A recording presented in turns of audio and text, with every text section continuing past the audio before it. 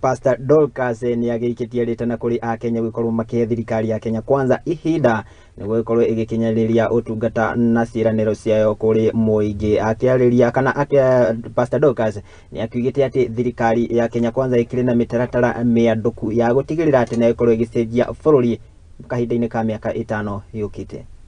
Because there is also informal learning, not in school, but people are educated even out there. And so government is looking into ways of giving accreditation to these people so that they too can get certificate and start learning. So your brothers who are out there who may not have had the opportunity to be in school, and your sisters will now get certificates and you find them in employment. And this is one of the things that the government that is doing. And I like to speak about the government because many people imagine that this government has not done anything. And we are talking of only 1 year. Give it 5 years and you will see a transformation in this country.